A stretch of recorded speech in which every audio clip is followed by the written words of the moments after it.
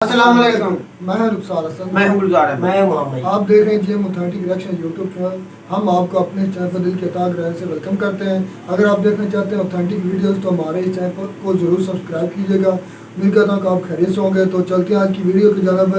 आज की वीडियो का टाइटल है एनालिसिस बाय अंकित, बाकी हिंदी में। तो ये एनालिसिस है मेरे ख्याल में कोई पाकिस्तान इंडिया का। तो सबसे पहले देखते हैं वीडियो, फिर देते हैं अपना ऑथेंटिक रिएक्शन। साथियों, क्या आपको पता है कि भारत और पाकिस्तान दोनों ही परमाणु शक्ति संपन्न राष्ट्र हैं? बहुत बड़ी बात है। परमाणु शक्ति संपन्न राष्ट्र हैं, इसका मतलब यह हुआ कि हमारे पास, दोनों के पास न्यूक्लियर वेपन्स हैं, बॉम्ब्स हैं। दोनों के पास इतने घातक बॉम्ब्स हैं कि यदि एक तरफ भी बॉम्ब फटा तो बर्बाद दोनों हो जाएंगे। अगर हम में से कोई ये गलतफहमी पाल ले कि कोई बात नहीं, पाकिस्तान का बॉम्ब पाकिस्तान में फटेगा, जी नहीं। वो एक संगीत में आपने सुना होगा, एक गीत भी है, नदियां, पवन, हवा के झोंके, इन्हें कौन रोके। एक संगीत है, बॉलीवुड का गीत है, मैं मिस कर रहा हूं उसके सही वर्ड्स तो क्या है, लेकिन एग्जैक्टली ऐसे ही अगर बॉम्ब फटा तो वो ये भूल जाता है कि मैं पाकिस्तान की सरहद में फटा हूं कि इंडिया की सरहद में फटा हूं। सरहद में अगर पाकिस्तान, क्योंकि चुन्नू सा तो बिल्कुल पाकिस्तान है, अगर वहां बॉम्ब फटा तो निश्चित ही भारत के कई सीमावर्ती राज्यों तक प्रभाव आएगा। अगर भारत में कोई बॉम्ब फटा तो उसका नुकसान पाकिस्तान तक जाएगा, और ना भी जाए तो इतना तो तय है कि बॉम्ब फटने से बचने वाला कोई भी नहीं है। क्योंकि अगर कोई चलाने लायक बच गया तो वो बदला लेके रहेगा, क्योंकि भारत ने तो कसम खा रखी है ऑलरेडी कि नो फर्स्ट यूज पॉलिसी है हमारी। नो फर्स्ट यूज का मतलब है कि पहली बार तो बम चलाएंगे नहीं, लेकिन इतना बड़ा देश है कि तुम्हारे एक बार बम चलाने से हम बच भी गए अगर, तो बेटा तुम्हें नक्शे से मिटा के रहेंगे। कहने का मतलब है नो फर्स्ट यूज, पहली बार तो हम उपयोग करेंगे नहीं, लेकिन फिर हम छोड़ेंगे नहीं। तो ये प्रक्रिया दोनों ही देशों को एक दूसरे के बारे में अच्छे से पता है। जब ये प्रक्रिया अच्छे से पता है तो क्या आपको नहीं लगता कि दोनों देशों में इतनी बार एक दूसरे के खिलाफ गर्म भावनाएं पैदा हो जाती हैं, हॉट टॉक्स हो जाती हैं, ऐसा लगता है कि अब तो युद्ध होके रहेगा। पाकिस्तान के कई बेरोजगार नेता एक लाइन बोलते हुए पाए जाते हैं कि भैया हमारे पास परमाणु बम है ना। जैसे अपने शोले के अंदर डायलॉग है कि मेरे, कौन सी फिल्म के अंदर, मैं मूवी का नाम भूल गया यार, कि मेरे पास माँ है, ऐसे पाकिस्तानी कहते हुए पाए जाते हैं मेरे पास बॉम्ब है। भैया बॉम्ब दोनों के पास है, ये बात दोनों के राजनेताओं को अच्छे से पता है। ऐसी स्थिति में आपको जानने के लिए आज जो जानकारी मिल रही है वो ये है, इन बॉम्ब्स की हिफाजत कैसे की जाती है। जरा विचार करिए कि आज हमारे अभिनंदन जी उड़े और उड़ करके जाकर पाकिस्तान में बॉम्ब गिरा के चले आए। आपने देखा होगा भारत के द्वारा जब सर्जिकल स्ट्राइक्स की गई तो पाकिस्तान में घुसकर आतंकवादियों को मारा गया। क्या आपको नहीं लगता, कई बार आपका दिमाग भी खुराफाती दिमाग तो चलता होगा, आप में भी कईयों के अंदर दिमाग में वैज्ञानिक पनपता होगा। वैज्ञानिक ये कहता होगा कि यार क्यों ना ऐसा कोई करे, अभिनंदन उड़े यहां से हवाई जहाज लेकर के, अब तो राफेल भी आ गया, जाएं बकायदा और जाकर के पाकिस्तान के जहां जहां पर बॉम्ब्स रखे हैं, मतलब न्यूक्लियर बॉम्ब्स रखे हैं या रिएक्टर्स रखे हैं, या फिर जहां पर यूरेनियम संवर्धन का काम हो रहा है, वहीं पर जाके बॉम्ब गिरा के आ जाए। यानी कि खुद तो बॉम्ब चलाना नहीं पड़े, उनके बॉम्ब के ऊपर जाके गोला गिरा दे बस, तो उनके अपने आप फटने लगेंगे। जैसे अपने नहीं होता कि भाई किसी के पास बहुत सारे बॉम्ब रखे हुए थे, आपने वहां पर चाहे एक तीली फेंक दी, अचानक वहीं भटाभट होने लग गई, तो बोले यार ये भी हो सकता है। दिमाग तो बहुत तेज दौड़ता होगा आपका, कई बार काम में मन में भी लगता होगा कि ऐसा क्यों ना कर दिया जाए। लेकिन क्या आपको पता है दोनों देशों में कितनी जबरदस्त समझदारी है? आज आपको पता चलेगा। दोनों देशों में इतनी जबरदस्त समझदारी है साथियों कि ये एक दूसरे को 1991 से लेकर के आज तक ये बताते आ रहे हैं कि हमारे पास बॉम्ब कहां रखा हुआ है। आप सोच के देखिए, ये दोनों एक दूसरे को ये बताते हुए आ रहे हैं कि हमारे न्यूक्लियर रिएक्टर्स कहां कहां पर हैं। आप सोचकर देखिए कितना ही आश्चर्यजनक तथ्य है कि आप दुश्मन को बता रहे हो कि सुनो भैया यहां रिएक्टर लगा रखा है, यहां गोला मत चला देना।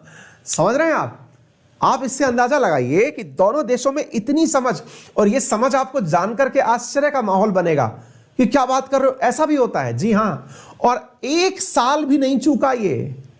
हर साल 1 जनवरी और 1 जुलाई को दोनों देश एक दूसरे को बकायदा बताते हैं कि भैया देखो यहां हमारा परमाणु कार्यक्रम चल रहा है और यहां तुम्हारा चल रहा है। दोनों एक दूसरे को गिनती से बताते हैं। इस बार 1 जनवरी 2022 को 31वीं बार बताया गया कि भाई मेरे परमाणु हथियार यहां रखें और तुम्हारे परमाणु हथियार यहां रखें। अब विचार कर लीजिए, आप समझ गए आप मुद्दा क्या है। तो आपको जानकर के आश्चर्य आएगा कि यार ये कैसे संभव है, दोनों में इतनी समझदारी कैसे आई। समझदारी तो देखिए, अपने कहावत और भी है कि बहबिन प्रीत न होए गोपाला। तो भैया वो जो बहबिन प्रीत न होए गोपाला वाली पंक्ति है ना, वो आई कहां से? वो आई इंडिया की तरफ से थी। देखिए क्या हुआ, थोड़ा सा इतिहास बताते हैं आपको। इतिहास कुछ इस प्रकार से है, भारत ने परमाणु परीक्षण किए, स्माइलिंग बुद्धा आया, दुनिया ने माना नहीं। इंदिरा गांधी जी के नेतृत्व में भारत ने पोखरण में पहली बार जब परमाणु ब्लास्ट किया, लोगों को लगा अरे छोड़ो जी, इनसे कहां, मतलब इनको क्या पता है परमाणु ब्लास्ट क्या होता है। लेकिन भारत ने परमाणु ब्लास्ट किया। इसके बाद अटल जी के नेतृत्व में पोखरण 2 हुआ, ऑपरेशन शक्ति हुआ, हमने फिर परमाणु ब्लास्ट किया। दुनिया को यह तो समझ में आ गया कि बेटा ये चुप रहने वाले नहीं है, इनके पास न्यूक्लियर बॉम्ब तो है। अच्छा, ये बात पाकिस्तान को भी समझ में आ गई कि अगर बचना है तो किसी ना किसी से न्यूक्लियर बॉम्ब कबाड़ना होगा, ताकि इंडिया वाले भी डर कर रहे, ताकि उन्हें यह रहे कि इसके पास भी न्यूक्लियर बॉम्ब है, कोई बात नहीं, अगर इसके ऊपर चलाया तो ये भी फोड़ ही देगा। तो दोनों के बीच में शक्ति संतुलन के लिए पाकिस्तान भी कबाड़ करके न्यूक्लियर बॉम्ब कबाड़ लिया। चलिए ये तक ठीक था। इसके बाद क्या हुआ, इसके बाद भी इंडिया वालों ने एक बार पाकिस्तान की गजब वाली हवा टाइट कर दी। हवा टाइट कैसे करी, मैं घटना बताता हूं एक बार, उससे पहले थोड़ी और कहानी सुनाता हूं। एक बार की बात है, 1981 की बात है। इजराइल के द्वारा इराक के अंदर बम फोड़ा गया। इजराइल ने इराक में बम फोड़ा, और बम कहां फोड़ा पता है? जहां इराक का परमाणु कार्यक्रम चल रहा था, जहां न्यूक्लियर रिएक्टर्स चल रहे थे, वहां पर उनके द्वारा बम फोड़ दिया गया। अब साहब, इराक का जब बगदाद न्यूक्लियर अपने रिएक्टर्स में धमाके देखा, तो पूरी दुनिया को अचानक यह डर पैदा हुआ कि यार ये घटना तो कहीं भी हो सकती है। दुनिया में इजराइल ने लोगों को डरा दिया, यह समझा करके कि बेटा अगर यह काम किया जा सकता है तो कोई भी कर देगा। और इजराइल ने दुनिया को एक नया मॉडल सिखा दिया, जहां पर एक तरफ अमेरिका ने हिरोशिमा नागासाकी पर बॉम्ब गिराकर लोगों को यह बताया कि परमाणु बॉम्ब जैसी भी कोई चीज होती है, वहीं इजराइल ने 1981 में इराक के बगदाद में बम फोड़ करके यह बता दिया कि न्यूक्लियर रिएक्टर्स को भी टारगेट बनाया जा सकता है। डर तो लाजमी था। तो ऐसी स्थिति में सब बातें धीरे धीरे चलती रही। किसी को लगता तो था कि डर की बात तो है, लेकिन क्यों ना ऐसा कहा जाए कि दूसरे देश से पहले ही एक एग्रीमेंट करवा लिया जाए कि भाई देखो, तुम यहां बम मत फोड़ना। देखो, लड़ाई अपनी जगह है, लेकिन लड़ाई का मतलब यह नहीं है कि बर्बाद ही कर दें एक दूसरे को। ठीक है, जनता को बिजी रखने के लिए चाहिए लड़ाई, लेकिन इसका मतलब यह थोड़ी बर्बाद कर देंगे एक दूसरे को। लोगों के बीच आपसी समझाइश होना शुरू हुई। पाकिस्तान का मानने वाला था, उसे तो एनी टाइम लगता था कि वो तो भाई साहब एकदम बड़े भाई साहब हैं। जैसे होता है ना, घर का बड़ा बेटा हमेशा समझता है कि ये घर मेरी वजह से ही चल रहा है। पाकिस्तान अल्टीमेटली है तो हमारा बेटा ही ना, तो उसको लगता था कि इंडिया तो चलिए हमारी वजह से रहा है, कोई बात नहीं साहब। तो इंडिया ने एक बार की बात है 1986 में एक युद्ध अभ्यास किया, और उस अभ्यास का नाम था ब्रेस्ट टैक्स। याद रखिएगा, बहुत इंटरेस्टिंग है ये ब्रेस्ट टैक्स। ये बहुत इंपॉर्टेंट युद्ध अभ्यास है, ऑपरेशन ब्रेस्ट टैक्स। ये बहुत कम आपको जानने को मिलेगा, लेकिन ये कितना खतरनाक है मैं आपको इसकी वजह से जानकारी दे रहा हूं। It was in the time of 1986 and 87 operation breast tax. आज मैं आपको इसके बारे में जानकारी देने जा रहा हूं, जिसने की एक तरह से भय पैदा कर दिया। क्या है कहानी, आइए मैं बताता हूं। ऑपरेशन ब्रेस्ट टैक्स क्या है, इसके बारे में क्यों बता रहा हूं, क्योंकि आपको यह पता चलेगा कि पाकिस्तान को लाइन पर लाने वाला कौन था, वो यहां से पता चलेगा। ऑपरेशन ब्रेस्ट टैक्स 1986 में भारतीय सेना के द्वारा किया गया राजस्थान में एक ऐसा युद्ध अभ्यास था जिससे पूरी दुनिया घबरा गई। आप पूछेंगे क्या बातें कर रहे हो सर जी, दुनिया घबरा गई मतलब ऐसा कैसा युद्ध अभ्यास कर लिया आपने? अभी रुकिए, आप खुद बताइएगा कि कैसा था। मैं खुद से आपको कुछ पॉइंट बता रहा हूं। आपको जान के आश्चर्य होगा कि ऑपरेशन ब्रेस्ट टैक्स में भारतीय सेना ने राजस्थान के अंदर जो रेत के धोरे हैं, यहां पर 5 लाख सैनिक उतार दिए। अब आप मुझे यह बताइए, 5 लाख सैनिक एक ही जगह पर उपस्थित हो जाएं, और ये जो पाकिस्तान है उसके साथ हमारा रेगिस्तान बॉर्डर बनाता है, राजस्थान का बॉर्डर पाकिस्तान से लगता है, उस बॉर्डर पर 5 लाख सैनिक आकर के। तो वीडियो तो बहुत काफ़ी लंबी थी, हमने इसको 2 पार्ट्स में डिवाइड किया। सबसे पहले हम आधे पार्ट पर जो भी बनाया उस पर रिएक्शन देंगे। अगर आप रिकमेंड करेंगे कि आपको हमारा रिएक्शन अच्छा लगे तो हम इसके दूसरे पार्ट पर भी रिएक्ट करेंगे। सबसे पहले तो भाईजान ने जो स्टार्ट लिया था वो काफ़ी अच्छा था। उन्होंने कहा था कि हम दोनों कंट्रीज जो हैं परमाणु मतलब के एटमी पावर्स स्टार्टिंग भाई इस तरह उन्होंने करनी हाँ, थी। और उन्होंने ये कहा था कि हम दोनों एटमी पावर्स हैं और हम एक दूसरे को ये जितलाते रहते हैं कि हम हमारे पास परमाणु मैं भी मजबूत हूँ, आप भी मजबूत हैं और दोनों को एक समझदारी के साथ, दोनों ममालिक एक समझदारी के साथ चल रहे हैं। कि सबसे मेन बात यह है कि हमारे परमाणु पाकिस्तान के पड़े हैं तो वो बताता है कि हमारे इस जगह पर आप अटैक ना कीजिएगा क्योंकि हमारे इधर परमाणु बम है, ताकि अगर उस पर अटैक उस जगह पर अटैक किया जाएगा तो पूरे मुल्क को मतलब कि नुकसान होगा, फिर तो तबाही होगी। ये दोनों ममालिक एक बहुत समझदारी का काम कर रहे हैं। उसके बाद अभिनंदन वाला केस थोड़ा सा डिस्कस किया था कि हमारे जो अभिनंदन थे पायलट थे वो गए और उन्होंने उधर जो पाकिस्तान में तबाही बालाकोट पर टेररिस्ट जो थे वो तो दुनिया ने देखा है। अभिनंदन ने क्या तबाही मचाई। एक जंगल था, जंगल उधर बस एक बाबा ही था जो झोंपड़ी में उधर रहता था, बस बाला कोई बंदा नहीं था। यकीन माने आप हिंदुस्तान वाले इस बात को तस्लीम करते नहीं, अपनी बात आप झूठ को भी सच मान लेते हैं। हमारी सच बात है, आप वो भी दुनिया को झूठ बता रहे हैं।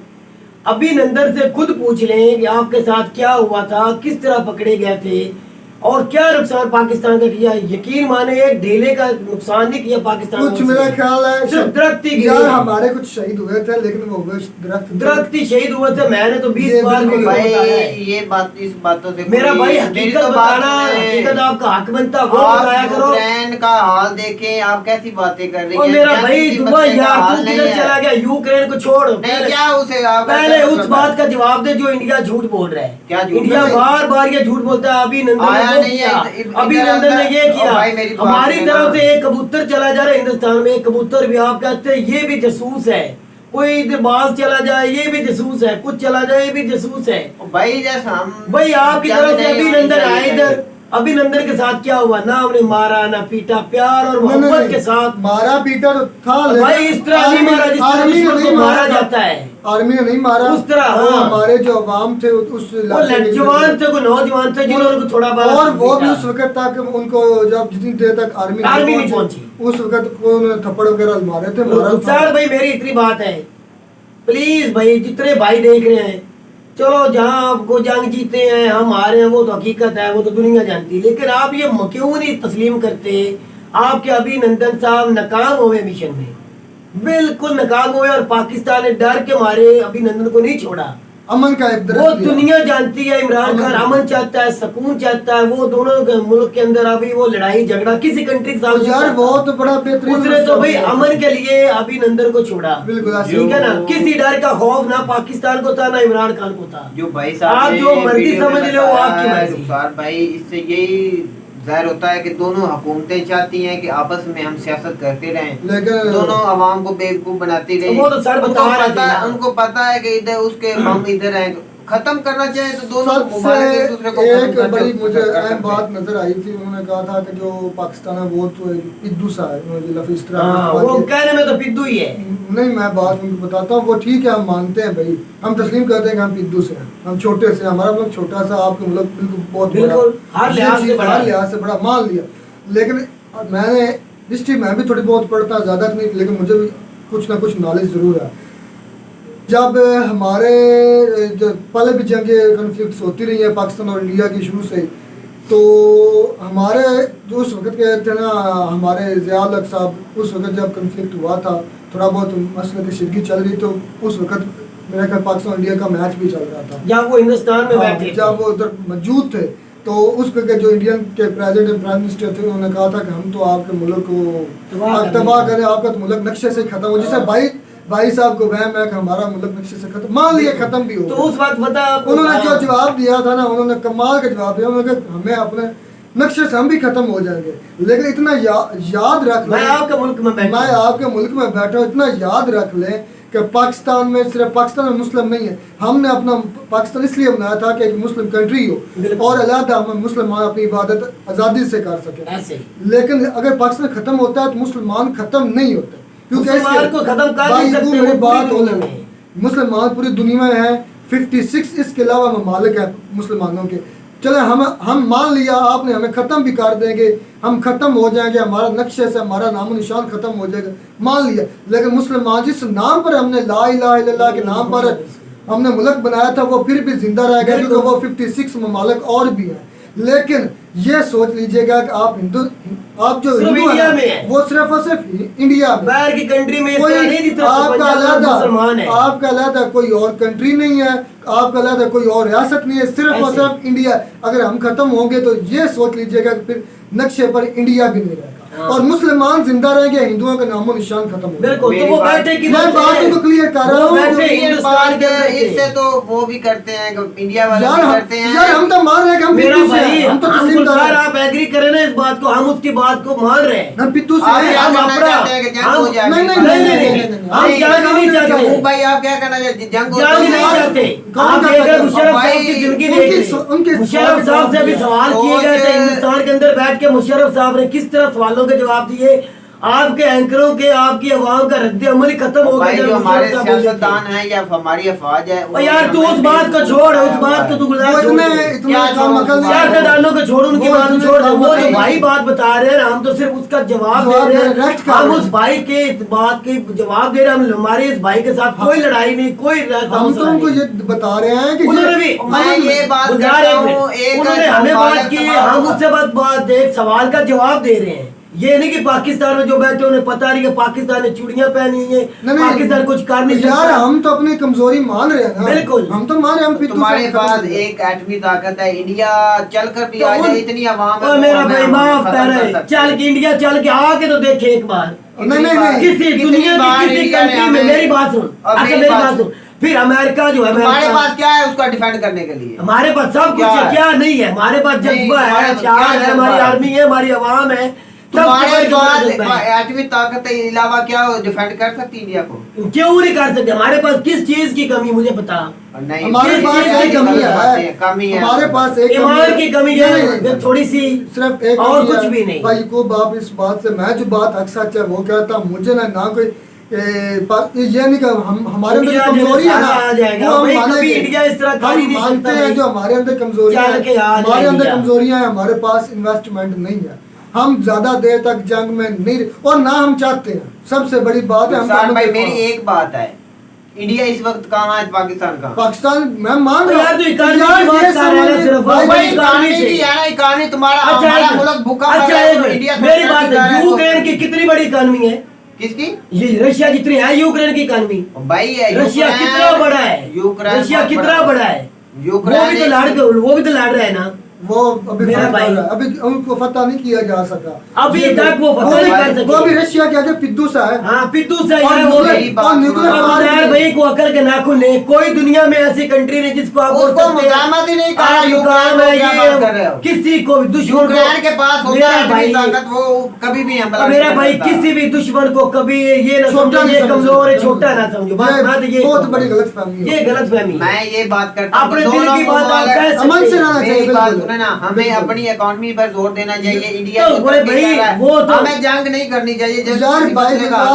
यार मेरा भाई हम कब कहते हैं हम इंडिया के साथ लड़ना चाहते हैं? हम तो नहीं कह रहे यार। हम अक्सर अपनी वीडियोस में हम अपने सियासतदान अपने लीडरान की बुराई करते हैं, हम अपनी गलतियां स्लीम करते हैं कि हमारे अंदर ये गलतियां हैं, लेकिन इसका मतलब ये नहीं, इसका मतलब ये नहीं कि हम पिद्दू से हम ये भी मान लेते हैं हम खत्म हो जाएंगे, लेकिन मुसलमान फिर भी जिंदा रहेगा, हकीकत है, और हिंदू जो है पूरी दुनिया से खत्म हो जाएंगे। ये बात ये चीज है, लेकिन हम अमल का हम कम करते हैं, तो हम करना चाहिए। ये अमल के दस्ताना अभिनंदन को वापस किस लिए किया था?